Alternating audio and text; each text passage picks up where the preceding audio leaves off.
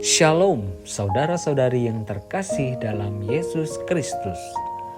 Inilah Injil suci menurut Lukas. Sekali peristiwa, Yesus bersabda kepada murid-muridnya, "Barang siapa mengakui aku di depan manusia, aku akan diakui pula oleh Anak Manusia di depan para malaikat Allah. Tetapi barang siapa menyangkal aku di depan manusia, ia akan disangkal pula di depan para malaikat Allah. Setiap orang yang mengatakan sesuatu melawan Anak Manusia, ia akan diampuni. Tetapi barang siapa menghujat Roh Kudus, tidak akan diampuni. Apabila kalian dihadapkan kepada majelis atau pemerintah atau penguasa, janganlah kalian khawatir bagaimana dan apa yang harus kalian katakan untuk membela dirimu. Sebab pada saat itu juga Roh Kudus akan mengajarkan kepadamu apa yang harus kalian katakan." Demikianlah Injil Tuhan. Saudara-saudari yang terkasih dalam Yesus Kristus, renungan hari ini meneruskan renungan yang kemarin, di mana kita diajak dan dipanggil untuk jujur, transparan, tanpa munafik dalam menghayati atau melaksanakan aneka ajaran agama kita masing-masing, yang kiranya semuanya bersumber dari dan bermuara pada cinta kasih. Dengan kata lain, kita dipanggil untuk senantiasa hidup dan bertindak dalam kasih, saling mengasihi satu sama lain tanpa pandang bulu atau sara.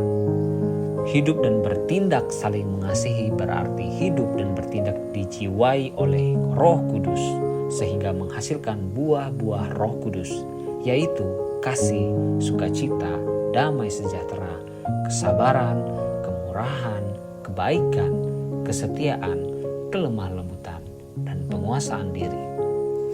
Dengan menghayati keutamaan-keutamaan sebagai buah roh ini, kita tidak perlu khawatir menghadapi aneka tantangan, masalah atau hambatan, termasuk berhadapan dengan pemerintah atau penguasa.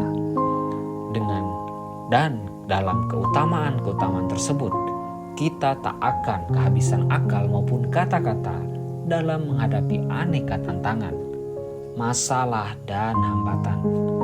Hendaknya kita menghayati aneka ajaran agama atau iman kita dalam dan dengan keutamaan-keutamaan tersebut. Renungan hari ini juga mengingatkan dan mengajak kita untuk mengimani bagaimana atau bahwa malaikat Allah senantiasa mendampingi dan menyertai perjalanan hidup kita sehari-hari sebagai tanda atau bukti kesetiaan Allah terhadap diri kita manusia.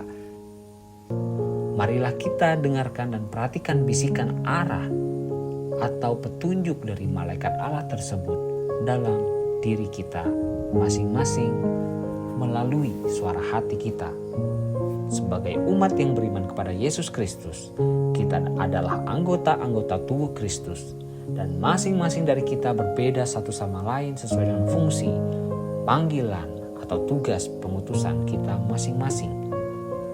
Marilah kita jauhkan aneka macam bentuk egois dan kita tingkatkan dan perdalam kerjasama antar kita dimanapun dan kapanpun. Kita kembangkan dan perdalam sikap mental sosial kita. Kepada mereka yang masih hidup serakah dan egois, kita harapkan bertobat jika mendambakan hidup damai sejahtera dan selamat atau menjadi pemenang. Marilah kita belajar bekerja sama dari anggota-anggota tubuh kita masing-masing yang bekerja sama begitu indah dan kompak.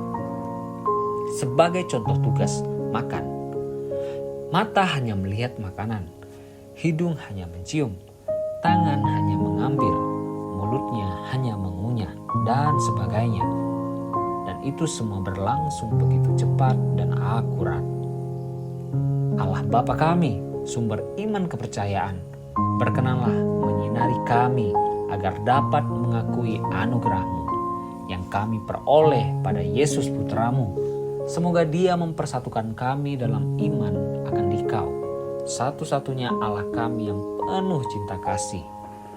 Sebab Dialah Tuhan pengantara kami yang bersama dikau dalam persatuan Roh Kudus, hidup dan berkuasa, kini dan sepanjang masa. Amin. Saudara-saudari yang terkasih dalam Yesus Kristus, demikianlah renungan Injil pada hari ini. Tuhan Yesus memberkati kita semua. Amin.